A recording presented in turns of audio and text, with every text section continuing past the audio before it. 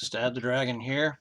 Today is Columbus Day, celebrated, while tomorrow, October 12th, is the actual day Columbus set foot in the Caribbean islands. Since 1968 and the Uniform Monday Holiday Act by Congress, we've been more concerned with granting three-day weekends to unionized federal workers than actually commemorating the meanings of the holidays. This included Washington's birthday, Memorial Day, Labor Day, Columbus Day, and it did some weird stuff with Veterans Day. Changed the date of it, and then they changed it back eventually. Now, the background on the wall behind me is a print of the famous painting, The First Landing of Columbus by Dioscoro Puebla Tolan from 1862. I've had this painting in my house on the walls off and on for several years.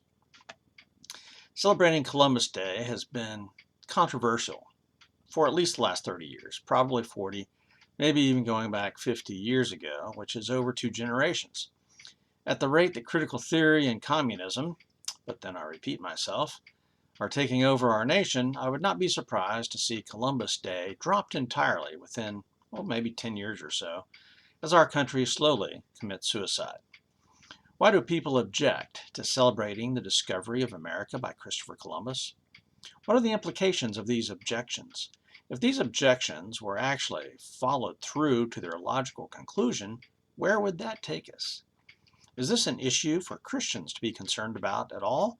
Or should we just continue to avoid difficult issues and hide behind the gospel?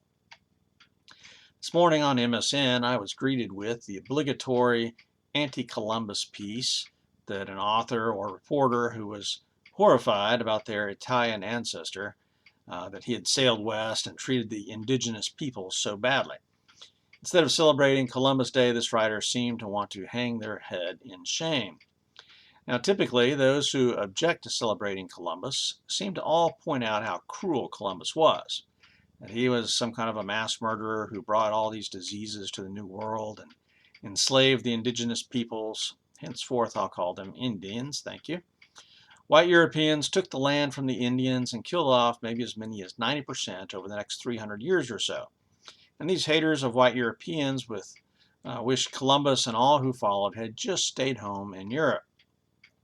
People who object to Columbus come in a wide variety of skin colors. Well, I guess I've never seen or read an Asian joining Columbus bashing, but surely there must be some out there.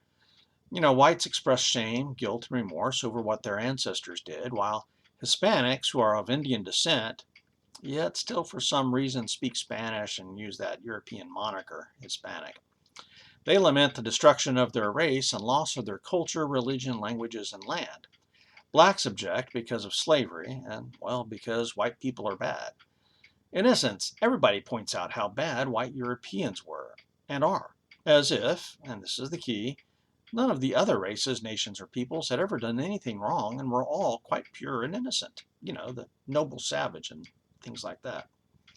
This view of ethics and morality in history is faulty and more than a little bit exasperating as the modern complainers try to apply today's morals and ethics and standards on a people from a different culture and time, and then take on a guilt trip today for what their ancestors did that doesn't match up with today's ethics, morals, or standards, or international law. There's a total lack of accepting history for what it is and appreciating the cultural accomplishments of our ancestors. Of course, the type of history that blindly worships the successes of the past without any just and discerning criticism is also not healthy. And that's pretty much what I grew up with. I had to kind of find out the truth about history on my own.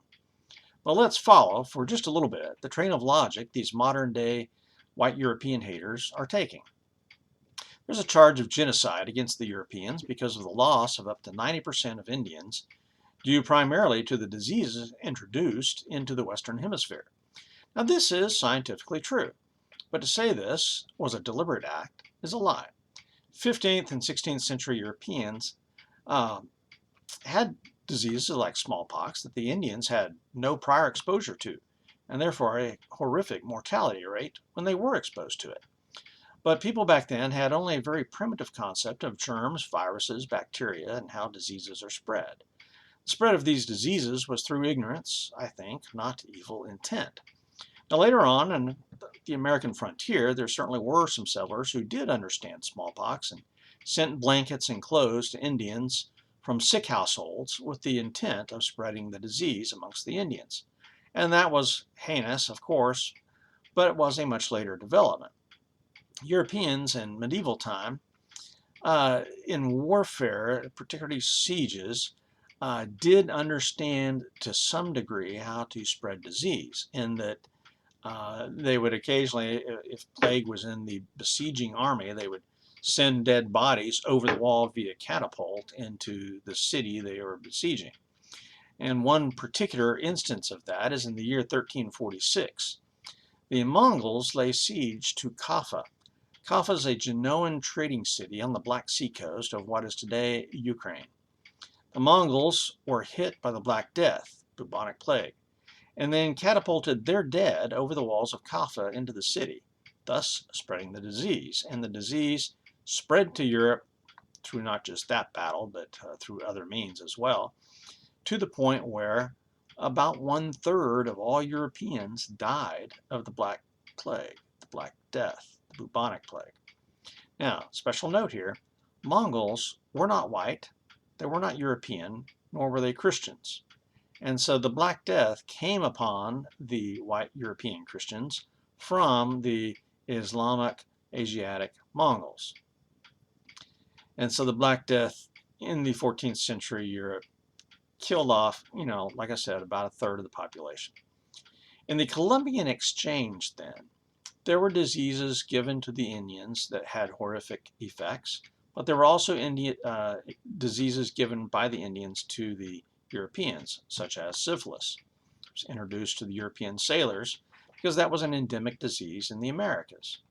So this disease exchange was a two-way street.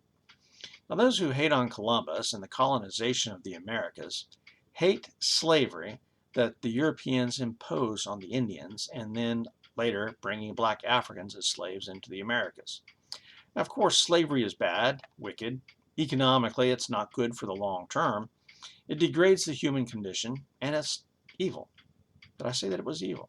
It's evil.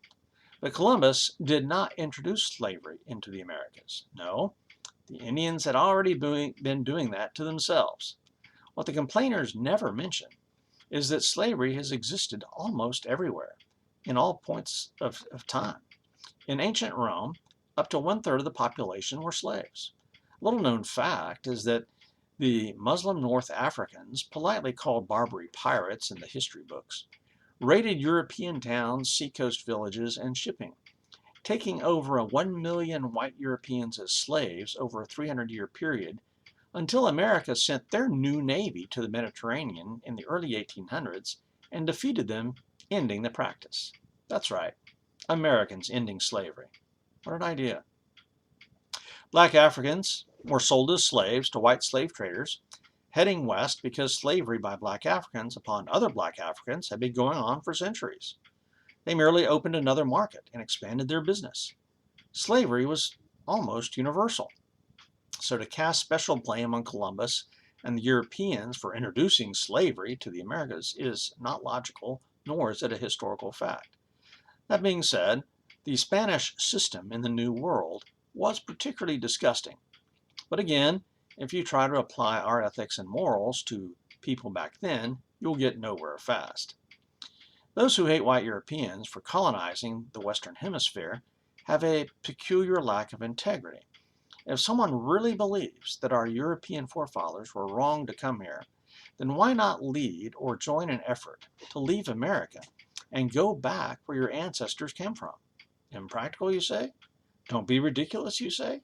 Well, with today's DNA test kits, you can get these things online and determine your ancestry in just a couple of weeks to a remarkable degree of accuracy. And with the very real political move to give out reparations to blacks, Hispanics, and Icelandic lesbians with red hair, why not just take it one step further and tell all whites to go back to Europe?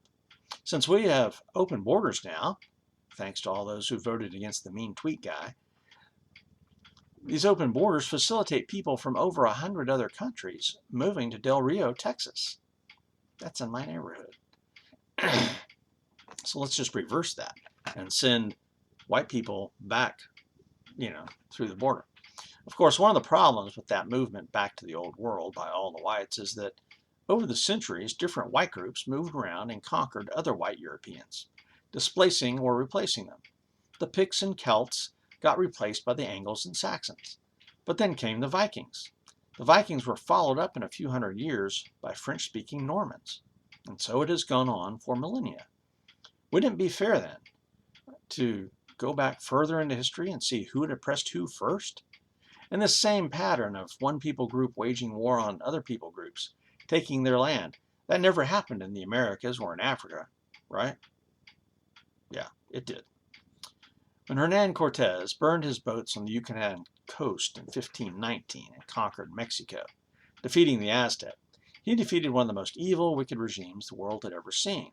The Aztec, I believe they're celebrated now in California schools, had conquered several other tribes, enslaved those people, and sacrificed many thousands to their gods, feasting on the human flesh that resulted from those sacrifices. So do we really want the Aztec running things again? Is that really a good idea? The anti-European crowd preaches against American exceptionalism. For that matter, I know preachers in conservative Bible-believing churches of the Reformed Baptist part of the Southern Baptist Convention who preach against American exceptionalism. The same crowd despises a Eurocentric approach to history. Must I summarize the accomplishments of the ancient Greeks, Romans, and Hebrews? Must I detail the benefits that Christendom has bestowed on Western civilization? The scientific revolution, the age of exploration that led Europeans to expand our culture all over the world, on every continent, to the moon and space? We don't have time for that, but it's a worthy study. In conclusion, was Columbus a perfect man by today's standards? By no means. But those who are so quick to destroy the statues and denigrate his accomplishments while hating on white European culture and American exceptionalism have no worthy replacement, and no actions that would show that they can live by their convictions. In the end, they come across as being factual to an extent, but ungrateful, envious, simply vandals out to destroy that which they do not understand. Now, should Christians even care about this issue? Is there a Christian position on this issue? Christianity transcends national identity, race, cultural identity. If Western civilization falls and all white people everywhere die, I'm convinced that Christianity will continue and Christ will still be glorified.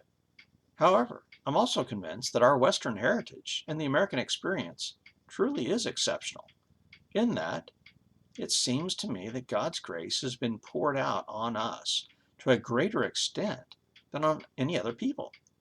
A reminder that God's grace is unearned. It's unmerited favor. It's a gift from God.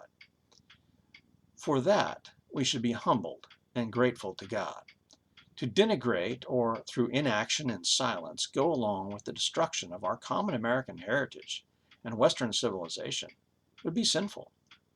God is the Lord of history, the Lord of all races, and to not see the impact of the gospel on the West compared with all other areas of the world is to be willfully blind and careless. To whom much has been given, much is expected. Stab the dragon out. In hoc signo vincis.